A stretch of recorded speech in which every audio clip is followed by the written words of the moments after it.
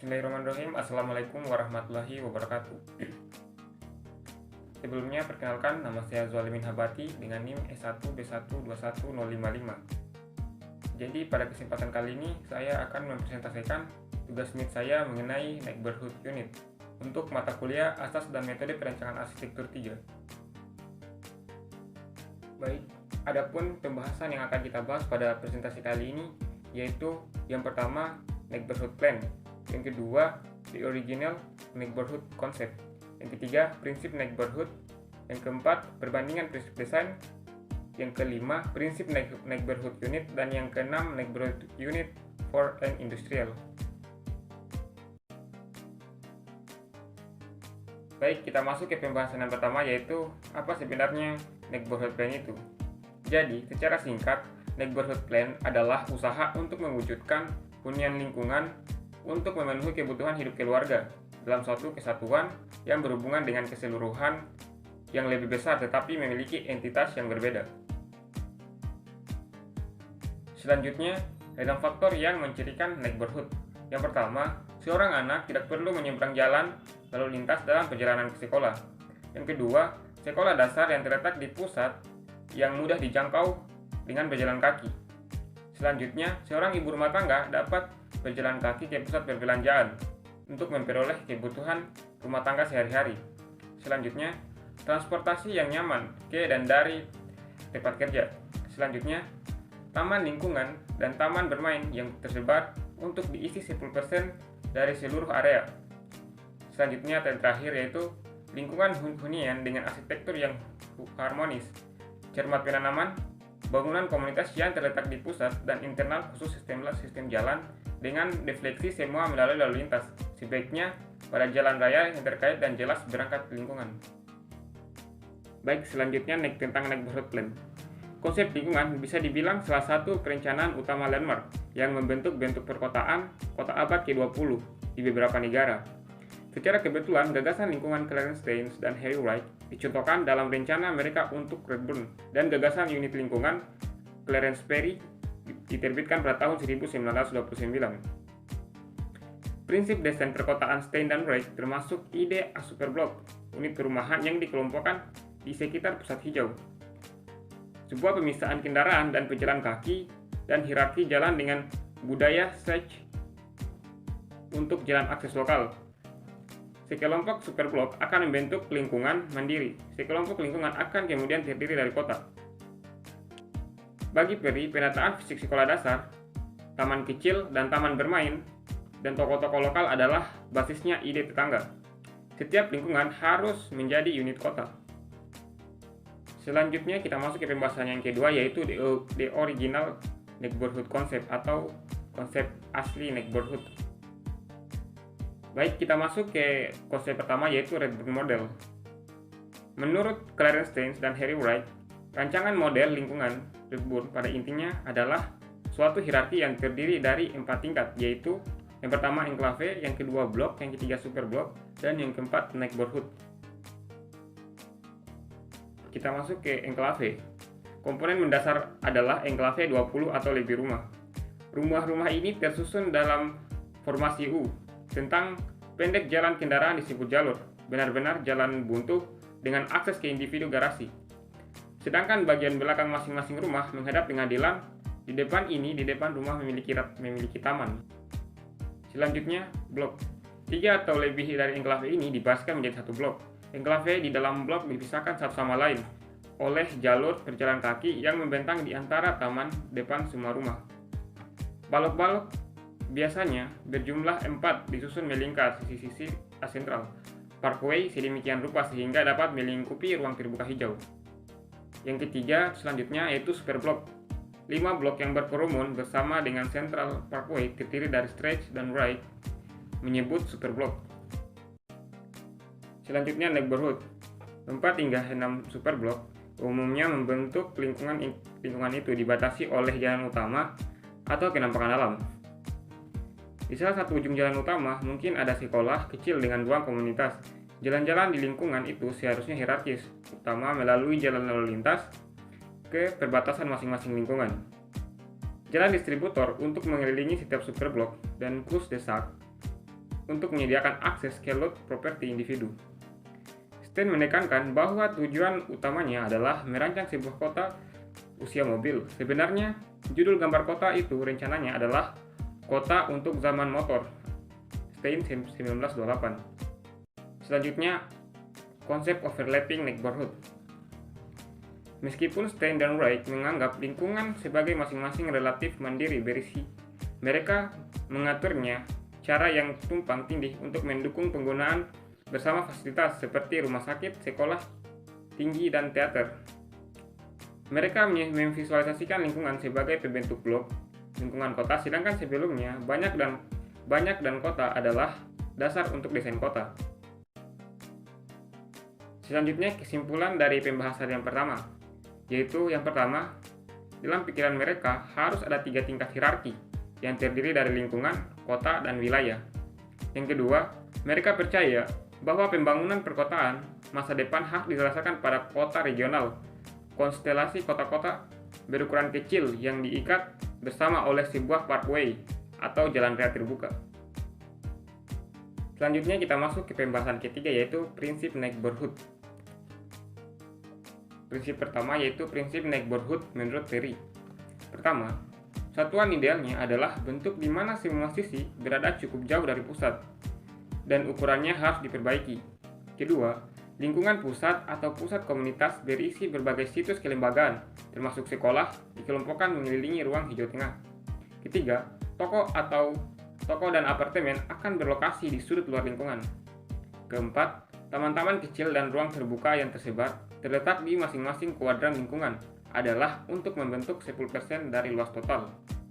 Yang kelima, jalan arteri harus diikat di setiap sisi tetangga sementara. Yang keenam, tata letak jalan internal harus menjadi kombinasi jalan lingkungan dan diagonal untuk mencegah lalu lintas melalui lalu lintas kendaraan dan pejalan kaki harus dipisahkan. Konsep Perry tentang lingkungan adalah sebagai lingkungan yang relatif mandiri, berisi blok bangunan kota. Karenanya, penambahan satuan kata dengan konsepnya. Dia mengidentifikasi 4 lokasi perkotaan di mana gagasan itu mungkin ada diterapkan situs baru di pinggiran kota, situs kosong di daerah pusat, didominasi distrik apartemen, dan daerah pusat yang mengalami kerusakan dan perlu dibangun kembali. Dia kemudian mengakui bahwa kumpulan tanah di build up yang ada di wilayah kota untuk menciptakan lingkungan tidak praktis dan menyarankan proses modifikasi dari domain terkemuka atau pemerintah hak untuk mengambil tanah pribadi untuk kepentingan umum dengan adil kompensasi melalui proses penghukuman diterapkan dalam kumpulan situs satuan lingkungan. Selanjutnya materi keempat yaitu perbandingan prinsip desain. Stein dan Wright bersama Perry setuju bahwa lingkungan itu harus memiliki ukuran terbatas, akan tetapi ditentukan oleh populasi yang dibutuhkan mendukung sekolah dasar. Kesamaan lain antara kedua model mereka adalah mendefinisikan lingkungan dengan 6 cara batas. Masuknya signifikan jumlah ruang terbuka, pusat lingkungan yang akan mencakup sekolah, dan sistem jalan yang aman bagi pejalan kaki dan tidak memungkinkan melalui lalu lintas. Perbedaan kritis antara model Redburn dan dari Stein dan Wright dan Del Perry adalah jenis batas lingkungan yang dibayangkan masing-masing. Meskipun Perry serta Stein dan Wright menggunakan jalan arteri untuk membentuknya batas lingkungan, Stein dan Wright lebih suka menggunakan bentuk alami jika memungkinkan. Perbedaan lain antara kedua model adalah maksimum 0,8 km di Redburn, jarak berjalan kaki masing-masing diusulkan lingkungan, dan 0,4 dalam model unit lingkungan. Pembedaan selanjutnya adalah superblok dengan pusat hijaunya, semua memisah jalan dan jalur pejalan kaki, dan hierarki jalan model Redburn. Perbedaan lainnya adalah bahwa Perry membayangkan lingkungan sekitar sebagai suatu unit perkotaan yang terpisah. Ketika sejumlah unit digabungkan, mereka akan membentuk kota. Stein dan Wright di sisi lain mengandung lingkungan Redburn sebagai tumpang tindih satu sama lain dan dikelompokkan ke dalam kabupaten untuk mendukung fasilitas skala besar. Selanjutnya pembahasan kelima yaitu prinsip neighborhood unit. Neighborhood unit. Yang pertama yaitu size atau ukuran. Pembangunan hunian harus menyediakan perumahan untuk populasi yang memiliki satu sekolah dasar. Biasanya diperlukan area sebenarnya tergantung pada kepadatan penduduk. Selanjutnya boundaries. Unit harus dibatasi di semua sisi oleh jalan arteri. Cukup lebar untuk memudahkan lewatnya semua melalui lalu lintas. Yang keempat, open space. Sistem taman kecil dan rekreasi ruang harus disediakan, direncanakan untuk memenuhi kebutuhan lingkungan tertentu. Selanjutnya, institution sites. Situs untuk sekolah dan lembaga lain yang memiliki bidang layanan yang bertepatan dengan batas-batas unit harus sesuai dikelompokkan tentang titik pusat antrian umum. Selanjutnya, internal street system. Unit harus dilengkapi dengan sistem jalan khusus. Setiap jalan raya diproporsikan dengan jalan rayanya kemungkinan beban lalu lintas. Dan jaringan jalan secara keseluruhan dirancang untuk memfasilitasi sirkulasi dalam unit dan untuk mencegah penggunaannya melalui lalu lintas. Untuk menawarkan gambaran yang jelas masing-masing prinsip ini, gambar menggambarkan rencana dan diagram di mana prinsip-prinsip tersebut telah diterapkan. Selanjutnya, local shop. Satu atau lebih distrik perbelanjaan cukup untuk populasi yang akan dilayani. Harus ditata dan dalam lingkar unit. Sebaiknya di persimpangan lalu lintas dan berbatasan dengan distrik serupa dari lingkungan yang berdekatan. Selanjutnya, karakter kecamatan. Rencana yang ditunjukkan pada slide sebelumnya didasarkan pada traktat yang sebenarnya tanah di pinggiran Brook of Queens. Penduduk dan perumahan. Subdivisi Kafling menyediakan 822 rumah keluarga tunggal, 236 rumah ganda, 36 rumah baris, dan 147 suite apartemen. Akomodasi sebanyak 1.251 keluarga dengan rata-rata 4,93 orang per keluarga. Ini berarti populasi 6.125 dan pendaftaran sekolah 1.021 siswa. Untuk seluruh traktat, kepadatan rata-rata akan menjadi 7,75 keluarga per akar kotor. Ruang terbuka atau open space, taman-taman bermain, lapangan hijau kecil, dan lingkaran di saluran total 17 hektar atau 10,6% dari total luas. Pusat komunitas atau community center. Fitur penting dan tata letak adalah umum dengan kelompok bangunan yang menghadap ke atasnya. Ini terdiri dari gedung sekolah dan dua struktur lateral yang menghadap ke alun-alun. Pusat kecil. Satu dari bangunan ini mungkin dikhususkan untuk perpustakaan umum dan yang lainnya untuk setiap tujuan lingkungan yang cocok. Situs disediakan untuk 2 orang gereja. Satu bersebelahan dengan taman bermain sekolah dan yang lainnya di persimpangan jalan yang menonjol. Selanjutnya, distrik perbelanjaan atau shopping district. Distrik perbelanjaan kecil terletak di masing-masing 4 penjuru pembangunan. Jalan-jalan menyediakan akses ke toko diperlebar untuk menyediakan tempat parkir. Dan 2 lagi poin penting, ada alun-alun pasar kecil yang memperluang parkir tambahan dan lebih banyak peluang untuk ruang bongkar muat bagian belakang toko. Total area yang dikhususkan untuk blok bisnis di alun-alun pasar berjumlah 7,7 hektar. Selanjutnya, sistem jalan atau street system. Dalam menjalankan prinsip satuan, batas jalan telah dibuat cukup lebar untuk berfungsi sebagai arteri lalu lintas utama. Satu dari jalan pembatas selebar 160 kaki dan 3 lainnya memiliki lebar 120 kaki. Masing-masing jalan raya arteri ini dilengkapi dengan jalan pusat untuk lalu lintas dan 2 jalan layanan untuk arteri. Dilengkapi dengan jalan pusat lalu lintas dan 2 jalan layanan untuk lokal lalu lintas dipisahkan oleh jalur tanam. Selanjutnya, neighborhood unit for an industrial. Neighborhood unit for an industrial. Ya, seperti dilihat di gambar di template. Denah di sebelah kanan adalah sketsa sejenis tata letak yang mungkin dirancang untuk distrik di sekitar pabrik dan kereta api.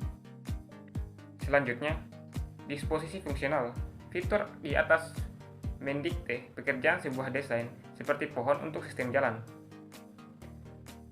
Selanjutnya, kepadatan perumahan. Dimaksudkan untuk menyarankan terutama peraturan dari berbagai elemen lingkungan dan tidak ditawarkan sebagai rencana selesai. Selanjutnya, ruang rekreasi. Ini terdiri dari halaman sekolah dasar dan 2 taman bermain yang cocok untuk anak-anak yang lebih muda. Pekarangan yang akomodatif 9 lapangan tenis dan lapangan bermain yang diadaptasi untuk baseball atau sepak bola. Selanjutnya, pusat komunitas. Kehidupan pendidikan, keagamaan, dan kemasyarakatan komunitas disediakan oleh sekelompok struktur. Terletak di pusat dan diatur sedemikian rupa untuk memberikan pemandangan yang menarik untuk jalan, bagasi, dan titik penting untuk keseluruhan tata letak. Selanjutnya, distrik perbelanjaan.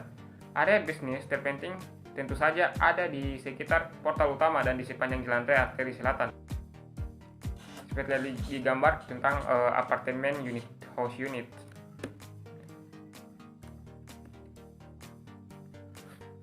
Selanjutnya, populasi atas dasar bangunan 5 lantai dan ruang bawah tanah dan memungkinkan 1.320 kaki persegi per suite. Rencana ini akan menampung 2.381 keluarga, menghitung 4,2 per keluarga. Total populasi akan jumlah 10.000 orang.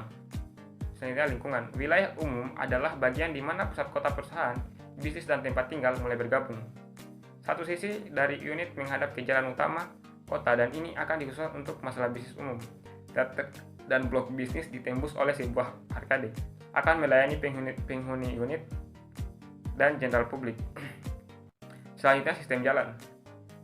Jalan lebar membatasi unit, sementara sistem interiornya dipecah menjadi jalan rusak, jalan raya yang lebih pendek, yang memudahkan sirkulasi di dalam unit, tetapi jangan berlari tanpa henti melewatinya. Selanjutnya, ruang terbuka. Lahan yang dikhususkan untuk taman dan taman bermain rata-rata habis 1 hektar per 1.000 orang. Jika ruang pekarangan apartemen juga dihitung, jumlah rata-rata ini menjadi 3,1 hektar per 1.000 orang. Pusat komunitas. Sekitar umum kecil dikelompokkan sekolah, 2 gereja, dan bangunan publik. Selanjutnya, lokalitas. Rencana yang ditunjukkan pada slide sebelumnya diajukan sebagai saran dari jenis perlakuan yang mungkin diberikan pada kawasan pusat permukiman nilai tanah yang tinggi dan yang ditunjukkan untuk dibangun kembali karena kerusakan atau menyapu gerakan real estate. Rencana tanah. Dimensi plot antara lain, jalan batas adalah 650 kaki dan 1.200 kaki dan luas totalnya kira-kira 16 hektar. Selanjutnya, akomodasi. Kapasitas bangunan sekitar 1.000 keluarga dengan suite mulai dari 3 hingga 14 kamar. Sebagian besar lalu cocok untuk hunian keluarga. Selanjutnya, tinggi bangunan berkisar dari 2 dan 3 lantai di atas batas jalan sampai 10 tingkat di tulang rusuk yang berbatasan, 15 tingkat di tulang rusuk tengah utama dan 33 lantai di 2 menara. Selanjutnya yaitu sumber dari materi ini. Baik, mungkin itu saja materi yang saya dapat sampaikan. Kurang dan lebihnya mohon dimaafkan. Terima kasih. Assalamualaikum warahmatullahi wabarakatuh.